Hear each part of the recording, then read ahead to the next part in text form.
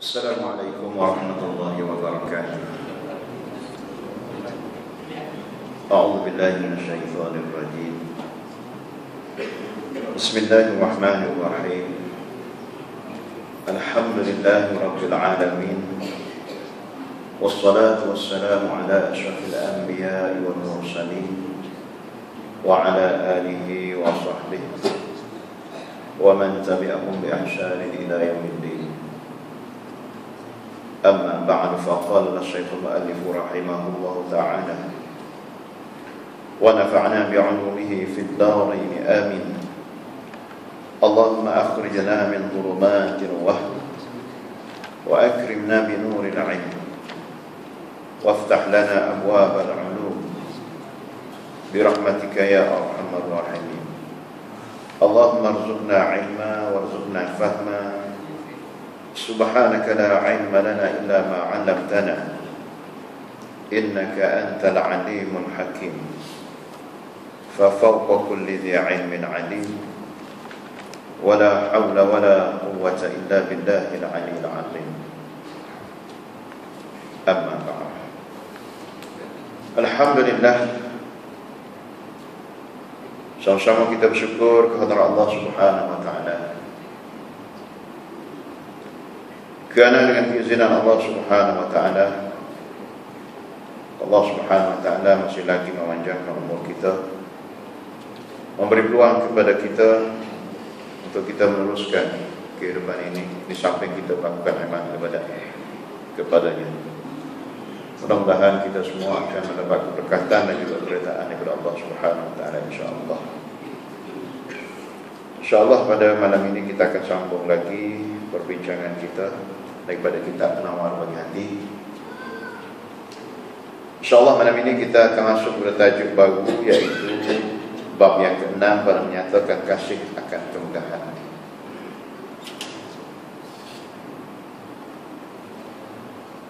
Sebelum ini kita berbincang berkaitan dengan kasih akan harta ataupun apa yang dikatakan fikir. Sebab orang kasih kepada harta ini ialah bagi orang yang memiliki harta. Bagi orang yang tidak memiliki harta, dia bercita-cita untuk memperoleh harta, bercita-cita dan kasih untuk mendapat harta. Suka sangat dia cari harta. Maknanya, tetapi tidak sampai kepada peringkat kasih. Dia kasih ialah apabila dia dah memiliki harta. Apabila dia dah memiliki harta, maka datanglah perasaan kasih sangat dia kepada harta yang dia miliki tadi, sehingga dia menahan harta dia tadi daripada menunaikan kewajipan dia. Kewajipan dia sebagai orang yang berharta, terutama sekalinya ialah menunaikan fardu zakat.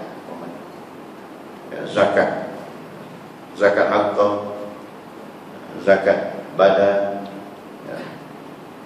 dan juga dia menahan diri dia, menahan harta dia daripada menjaga maruah dia. Maknanya selain daripada fardu yang diinfakkan, maka kita ni, kalau kita orang berharta, seorang berharta itu, maka satu lagi jenis yang perlu dia jaga adalah jaga maruah. Maka jaga maruah dia tadi, maka dia juga perlu berbanyakkan derma. Maknanya kalaulah dia ada berhampiran dengan masjid, maka kalau orang nak buat masjid, maka dia kena berderma pada masjid selain daripada keluar zakat, kerana dia tu ada harta.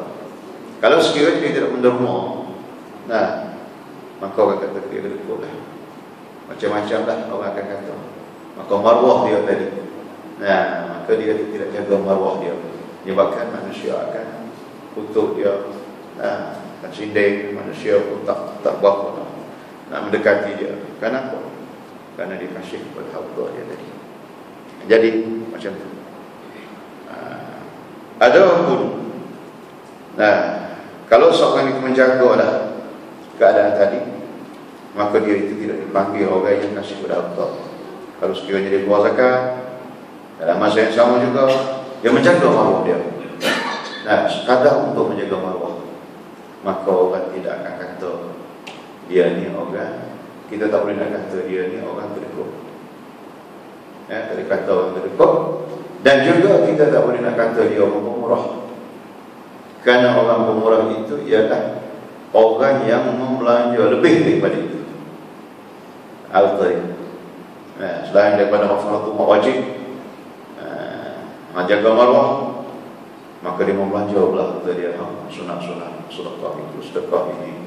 Dan lebih daripada fardu dan kewajipan dia menjaga maruah dia, maka barulah dipanggilnya seorang itu pemurah di sisi agama kita. InsyaAllah pada malam ini kita akan bincang pula satu lagi tajuk yang kebiasaan berlaku pada manusia ini, ialah kasih kepada kemegahan. Kasih kepada kemegahan. Pertama ialah orang yang kasih kepada kemegahan ini ialah orang yang sudah mempunyai kemegahan, sudah mempunyai pangkat, sudah mempunyai kedudukan. Maka ramai di kalangan manusia ni, dia kasih, dia sayang pada kedudukan dia ini. Dia kasih, dia sayang pada kedudukan dia. Ataupun satu lagi ialah yang mahu kepada kedudukan, maka dia akan berebutlah kedudukan tadi. Dia akan berusaha bagaimana untuk mencapai kedudukan tadi. Itu yang dikatakan kasih kepada kedudukan. Ketahui olehmu bahawasanya kemegahan itu memilih akan segala hati, yang dituntut akan taat kepadanya. Jadi bahawasanya kasih akan kemegahan ini dimiliki oleh segala hati. Kebanyakan hati manusia kepada kedudukan, kemuliaan. Yang dituntut akan taatnya. Yang dituntut akan taat akannya, yaitu dia mempunyai tujuan-tujuan tertentu. Hati itu nak sangat kepada kemegahan ataupun kepada kemuliaan tadi. Seperti apa? Seperti apa? Seperti kaya. Seperti kaya. Maka itu adalah sesuatu yang dikehendaki oleh hati manusia. Maka dia kata kaya itu memiliki akan harta benda yang banyak. Memiliki harta benda yang banyak, maka itu adalah kaya. Seperti kaya, memiliki akan harta yang banyak. Jadi orang nak kaya ini, dia memerlukan kepada kemegahan. Dia memerlukan kepada kemegahan. Kebanyakannya memerlukan kepada kemegahan. Kerana tuntutan daripada hatinya tadi, mahu kepada kaya. Maka apabila kaya, dia nak memiliki akan harta yang banyak. Kaya ni memiliki harta yang banyak, maka nak dapat kaya ni, kebanyakan manusia ni, dia perlu kepada kedudukan ataupun kemegahan ataupun kemuliaan untuk memudahkan dia mencari harta tadi. Untuk menyampaikan dia mudah untuk dia harta. Maka dia hendaklah mempunyai kedudukan ataupun kemegahan. Walaupun ramai juga orang yang mana tidak yang mana pada peringkat awal dianya tidak memiliki kemegahan, tapi hasil atau usaha dia nak bermula daripada orang kata jual kacang putih. Jual kacang putih, kacang kuda, kalau Kelantan kacang putih, kacang kuda. Hinggalah kemudian meningkat sikit. Akhirnya dia menjadi seorang yang kaya. Itu satu cara.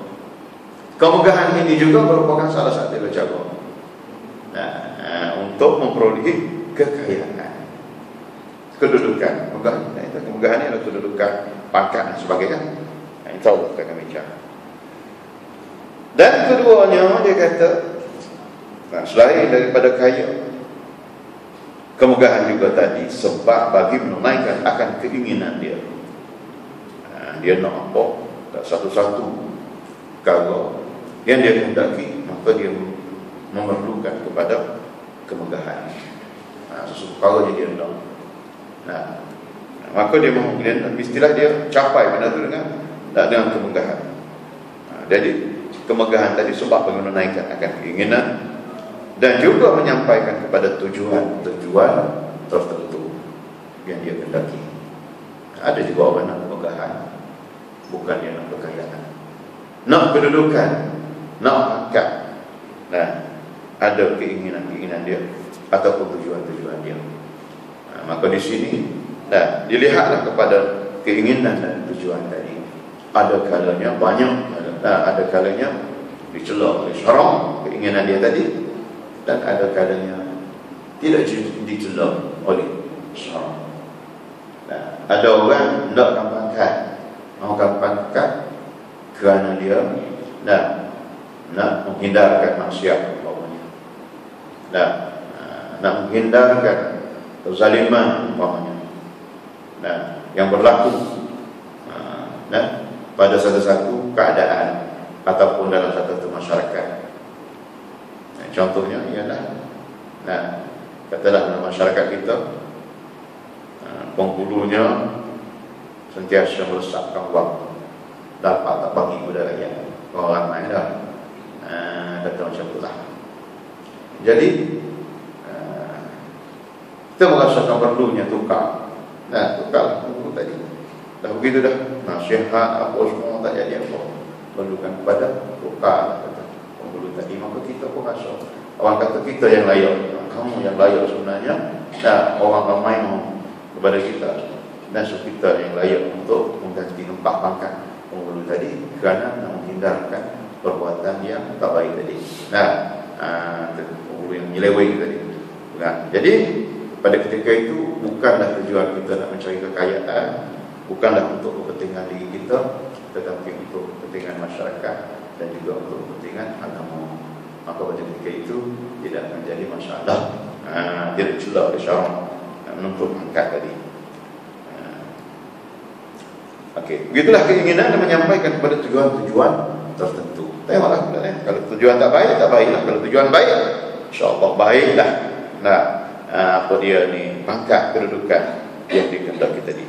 Itu mahu dalam keadaan mahu. Ada pun satu lagi lah.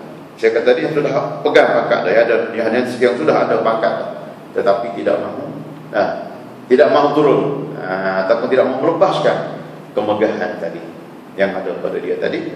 Kerana tadi juga kadang-kadang kerana kaya, kerana berharta, kadang-kadang kerana dia nak menunaikan suatu hajat dia, keinginan dia, ataupun kerana menyampaikan satu tujuan. Itu dia. Dia tahu kalau dia turun, katakanlah akan jadi porak-poranda keadaan masyarakat apa semua sekali. Yang kalau dia lepas, katakanlah syarikat, pengurusan syarikat ini, kalau dia lepas, nascaya syarikat ini akan merudum dari segi ekonomi dan sebagainya. Maka dia pun kekal kedudukan dia. Itu tak apa kalau macam tu. Yang tanahnya sayang kerana dapat banyak harta, macam-macam dapat, jadi sayang walaupun orang tak mahu dah pun tapi nak lagi kepada pangkat tadi. Maka kalau kekal begitu, tahu dah banyak perkara musibah kemusnahan semua kali, maka itu adalah dicela oleh syarak kedudukan tadi. Dan bahawasanya kasih akan kemegahan itu pada asalnya satu kelakuan dicela oleh syarak. Satu kelakuan yang dicela oleh syarak yang sebab baginya mendatangkan kebinasaan. Jadi mana-mana kemegahan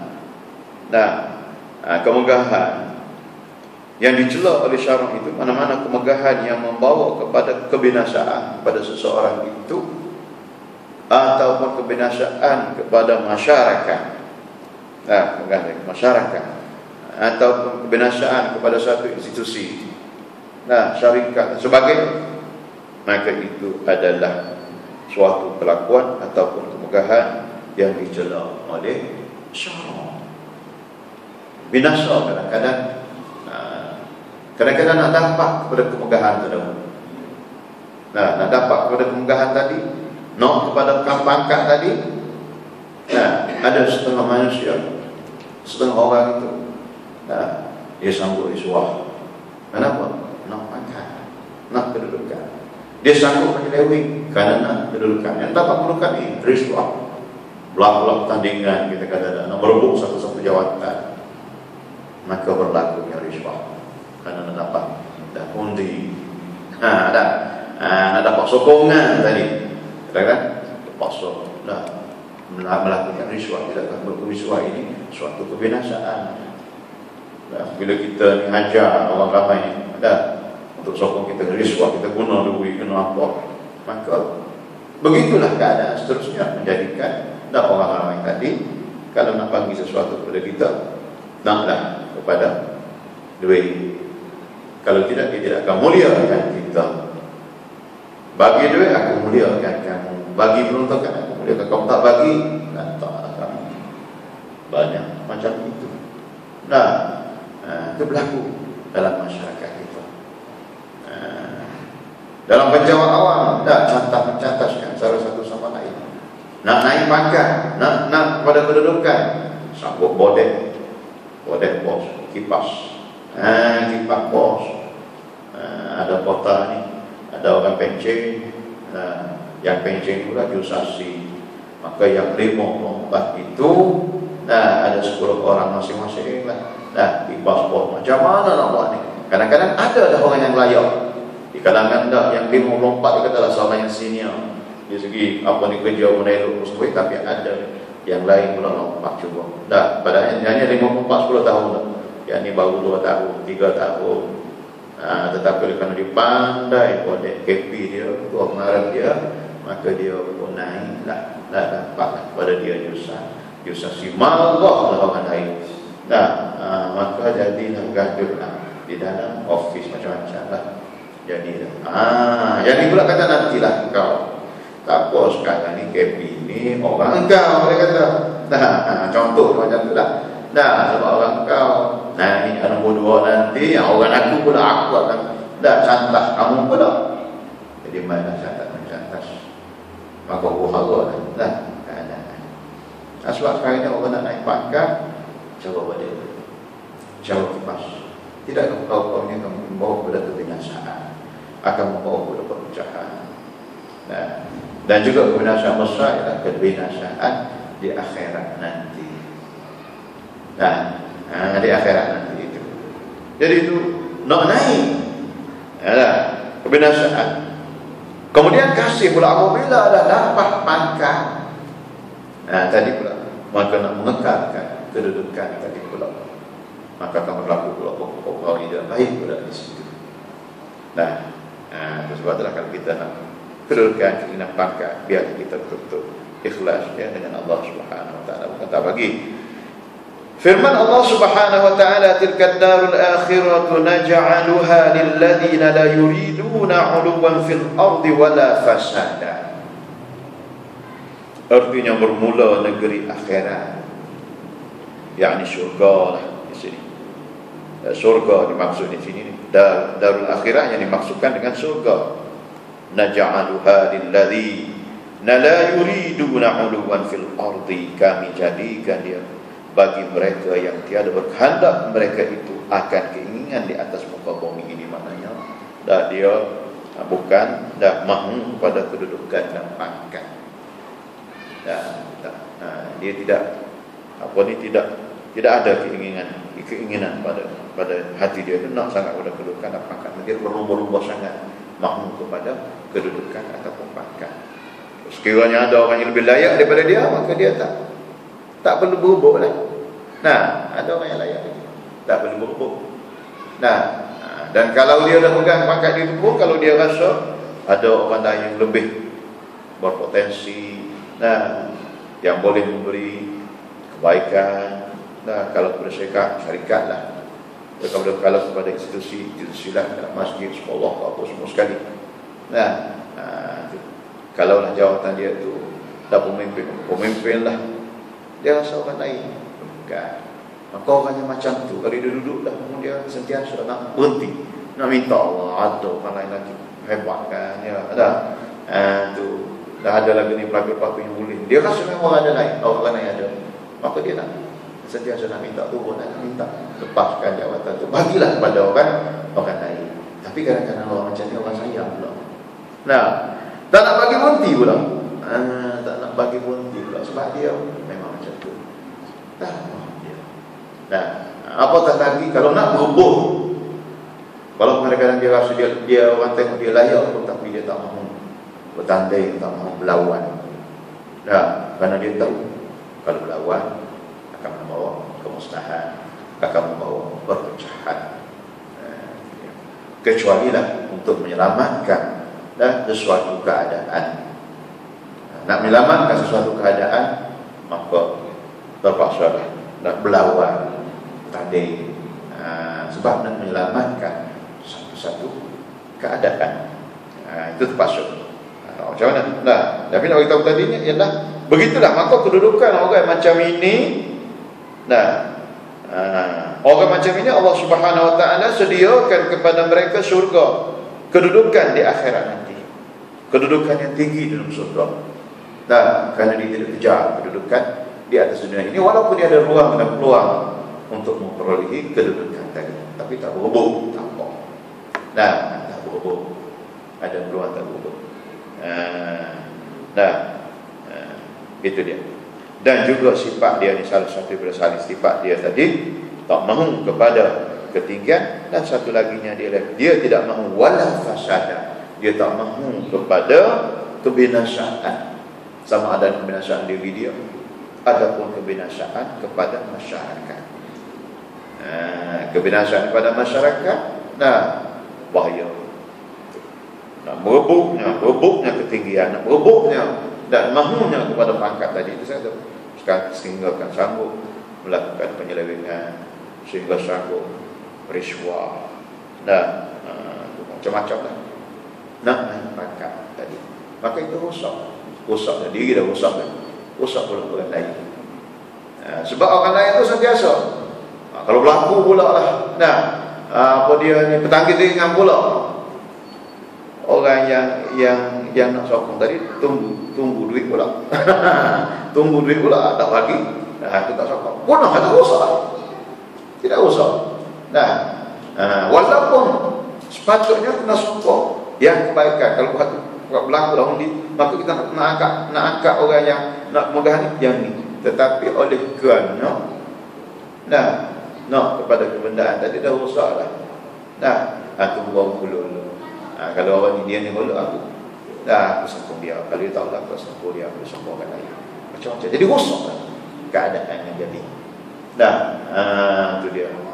Sedangkan kita memilih, memimpin, kewajipan kita juga mengangkat orang-orang yang beriman, mengangkat orang-orang yang boleh dipercayai, yang boleh menanggung amanah, orang yang boleh memberi kebaikan kepada masyarakat dari segi agama, dari segi apa dia ni, kebajikan masyarakatnya, dari segi kebaikan kepada bangsanya, juga kepada negaranya. Itu. Tapi oleh kerana dah berlaku tadi, jadi itu saya katakan bahawasanya boleh membawa kepada kebinasaan. Banyak kepada kebinasaan. Tetapi bagi orang yang tidak suka pada benda macam ini, itu yang saya kata tadi, yang ayat Quran kata ini, dia tidak suka kepada kebinasaan, kepasangan dan pergaduhan dan sebagainya, perpecahan berlaku dan sebagainya. Itulah kebinasaan. Maka dia biasanya orang macam ni, dia mengalah. Dia tak nak ketinggian pun dia tak nak, kerusakan tadi pun dia tak nak. Sehingga nak lawan, sehingga berlaku kebinasaan. Jadi itu. Begitu juga dia tahu dia tidak mampu. Orang nak tahu jawatan kat dia, jawatan tinggi.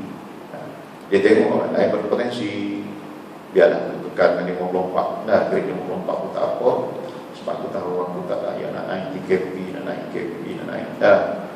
Rasa aku ni tak mampu membuat kerja-kerja tu. Ada lagi orang yang berpotensi yang sama bagi dia naik. Kalau naik, maka tak boleh buat apa-apa. Itu kata kebinasaan pula kepada kalau syarikat-syarikat dah kalau pentadbiran, ya, maka jadi pentadbiran tadi lemah. Kerana tidak mampu dia nak mentadbir tadi. Begitu juga dalam soal-soal lain. Maka orang begini dia panggil oleh warung. Warung dia ni. Maka orang macam ni, inilah ganjaran daripada Allah Subhanahu Wa Taala di akhirat nanti. Menghimpunkan Allah Ta'ala pada ini ayat akan menghendaki ketinggian dan menghendaki kebinasaan, dua keadaan. Mahu ketinggian dan mahu pula kebinasaan, dua keadaan tadi. Lagi tu. Dan menerangkan ia akan bahawasanya negeri akhirat itu bagi mereka yang sunyi hatinya daripada kedua-dua tadi. Tidak ingin ketinggian dan tidak ingin kebinasaan di dunia ini. Dan dia kata masuk di dalam ketinggian itu adalah kemegahan, kemuliaan, kemegahan orang mulia. Kita semua orang itu suka orang mulia kat dia. Kalau kata mulia kat dia, marah. Marah kalau kata mulia kat dia, merepek dia. Ada juga macam tu.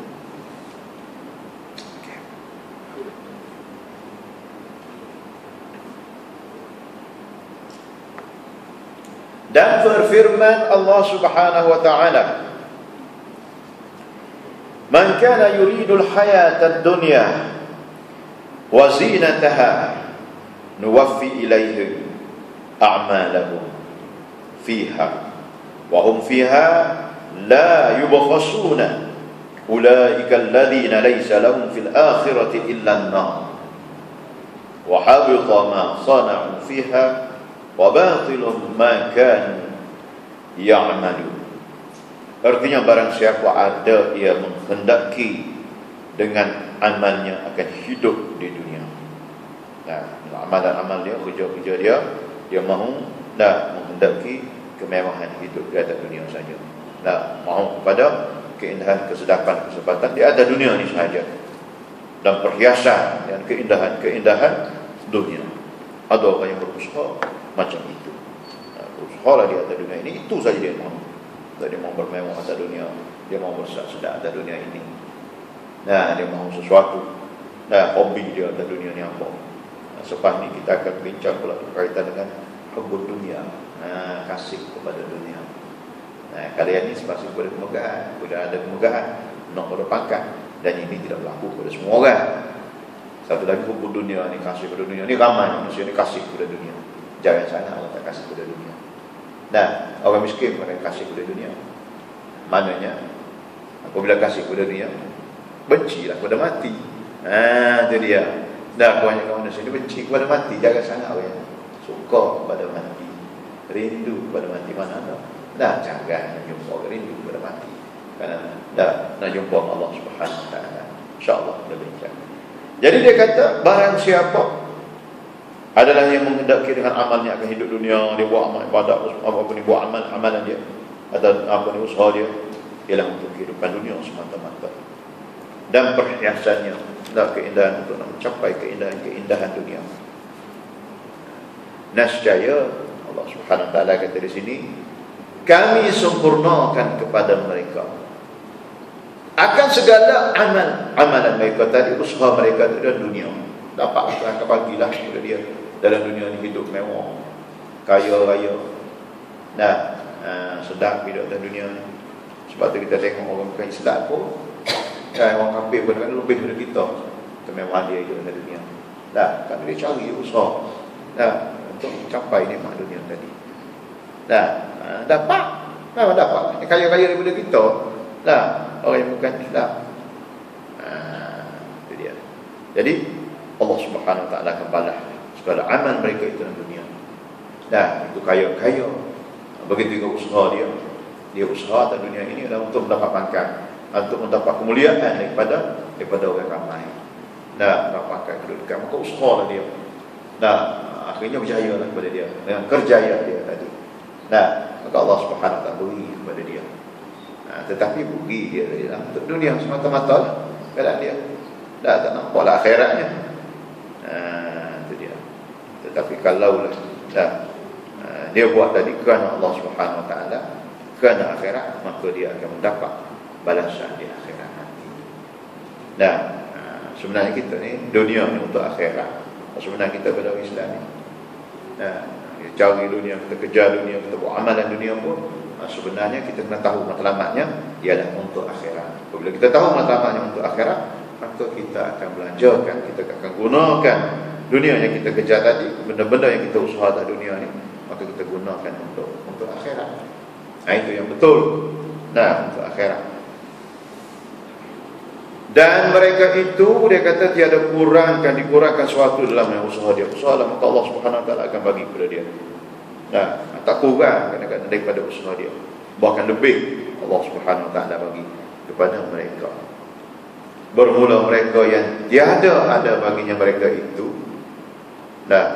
pada akhirat melainkan api neraka. Maka orang ni di akhirat nanti tak ada lain yang Allah Subhanahu Wa Taala bagi kepada dia.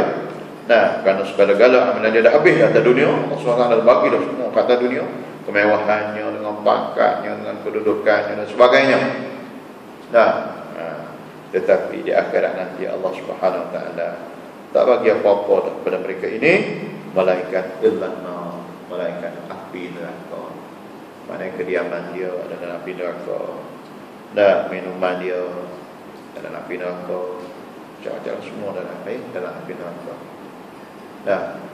Tasla naran hamiyah tusqa min ainin aniyah.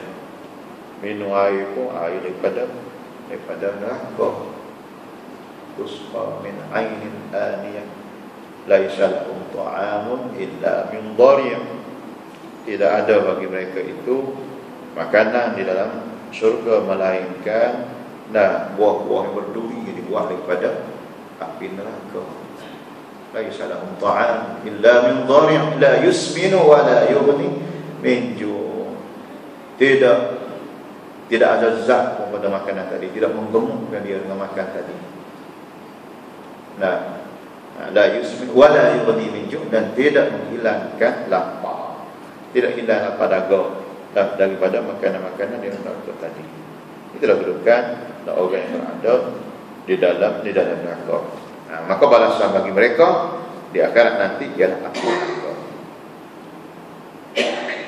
Dan batillah oleh barang yang perbuatan mereka itu, maka segala kerja usaha yang mereka lakukan di atas dunia adalah sia-sia belaka semuanya.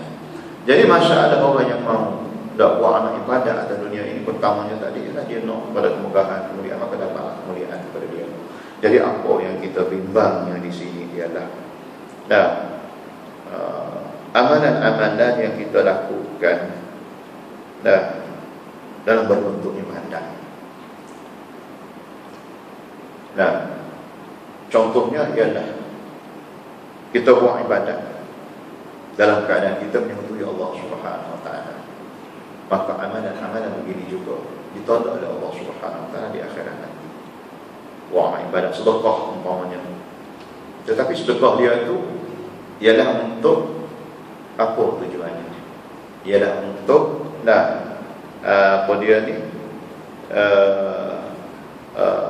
supaya manusia memuji dia, untuk menarik hati manusia kepada dia, menuntut bakat di hati manusia. Ada juga memang dia sedekah, dia sedekah, tapi ialah dia sedekah, dia derma, buat banyak, tetapi supaya manusia itu sayang kepada dia. Ada tak? Bukan kerana Allah Ta'ala, tak ikhlas. Itu juga amalan, satu amalan juga. Dia buat amal kebahagiaan juga, kebajikan. Tetapi oleh kerana hati dia menuntut kepada kemuliaan tadi, bukan kerana ikhlasnya rasa Allah itu adalah Allah Subhanahu Wa Taala nak bagi, maka ini juga salah satu amalan yang ditolak oleh Allah Subhanahu Wa Taala. Maka di akhirat nanti ada, kerana di dunia dia tak dapat kemuliaan tadi, maka di akhirat nanti tak dapat. Itu yang kita baca, hal ataka hadisul ghashiyah wujuhun yawma idzin khashi'ah. Ayat tanya, wahai Muhammad, sudahkah sampai kepada kamu berita-berita tentang hari akhirat.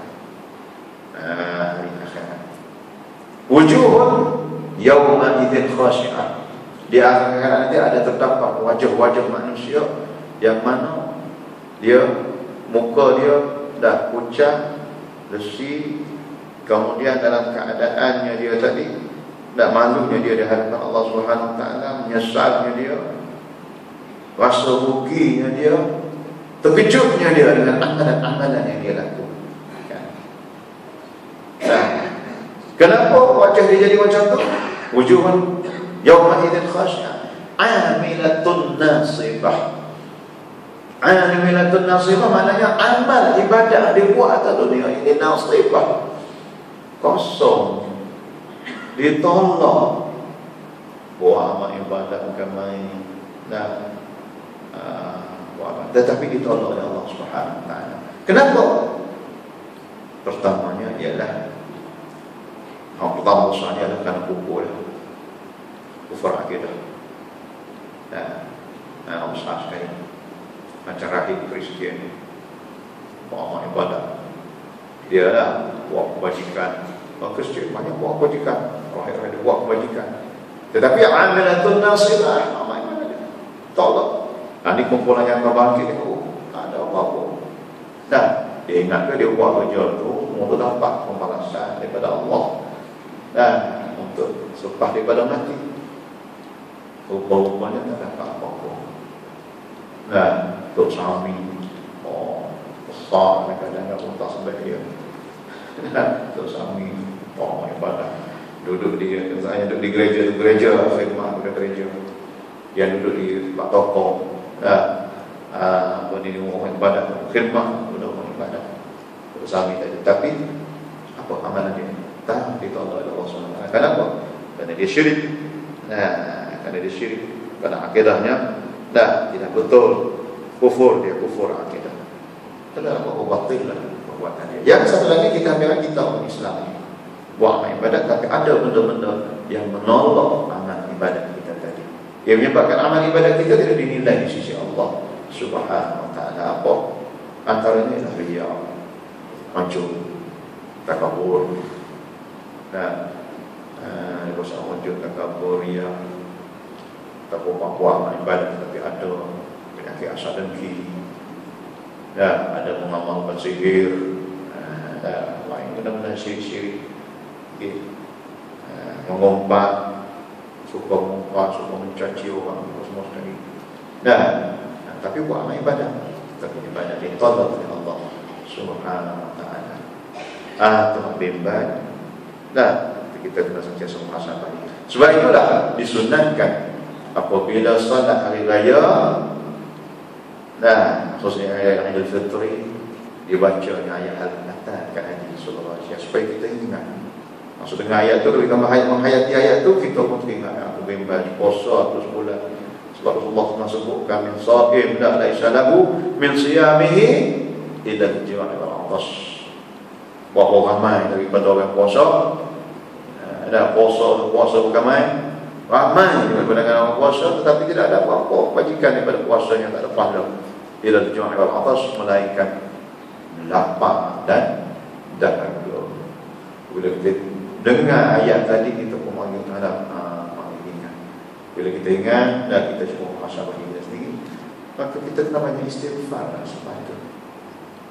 Kalau kita istighfar, insya-Allah Allah Subhanahu Wa Taala ampunkan kita. Dan bila Allah Subhanahu Wa Taala ampun, dan segala apa yang kita buat itu akan diterima oleh Allah Subhanahu Wa Taala. Yang pentingnya kita insaf. Itu pentingnya. Di situ.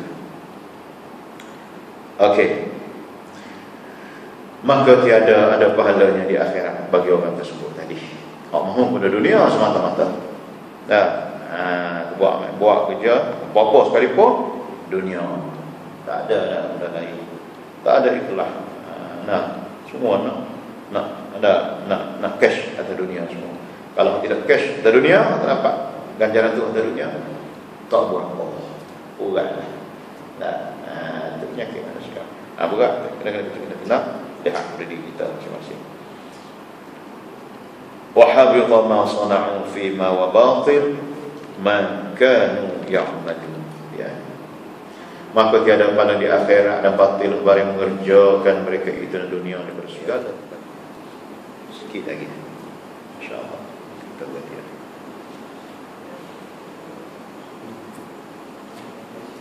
Okey, bermula ayat ini ataupun ini ayat yang kita baca tadi.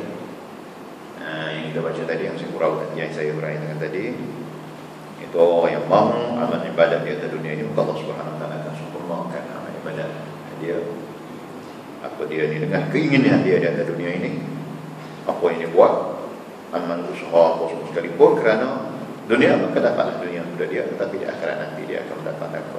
Dia kata ayat ini juga melengkapi juga kasih kepada kemegahan, kasih kepada pangkat, kerana bahawasanya kemegahan itu sebesar-besar kesedapan daripada segala kesedapan hidup di dunia. Kemegahan, pangkat, kemuliaan dari sisi masyarakat, dan sebanyak-banyak perhiasan daripada segala perhiasan dunia. Diceritakan di dalam kitab Jawharul Ma'qul, yaitu terdapat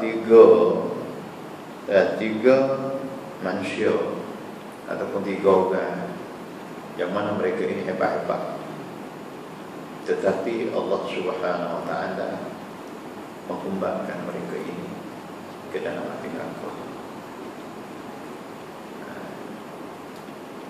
Jadi ada seorang itu bila berdepan Allah Subhanahu Wa Taala, maka Allah Subhanahu Wa Taala panggil.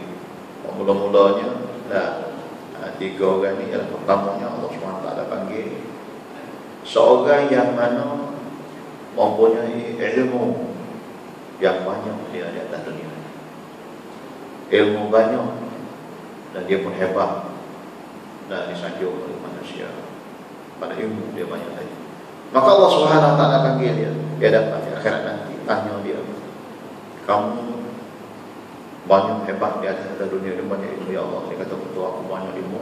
Apa kamu buat dengan ilmu kamu tadi? Aku mengajar orang ramai. Dia kata, aku berceramah situ sini, murid aku mau ramai semua sekali. Oh gitu Allah Subhanahu Wa Taala kata.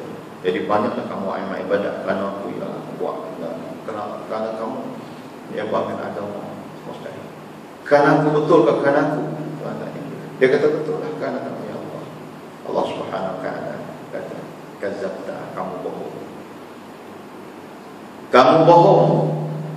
Kamu tuntut, kamu cari ilmu banyak ada dunia, kamu berceramah sana sini, kamu dah ramai murid, bukan kerana aku. Kerana kamu mahu manusia membeliaukan kamu.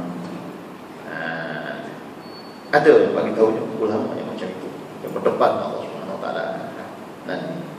Kerana kamu mahu mulia manusia, muliakan kepada kamu, dia sanjung kamu bukan kerana aku sekalipun.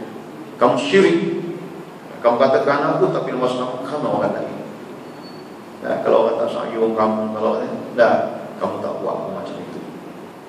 Itulah sebenarnya hati kamu. Manusia, kerana kamu dah dapat kata dunia itu, kamu suka sangat, seronok sangat apabila manusia sanjung kamu dan memuliakan kamu dan sebagainya.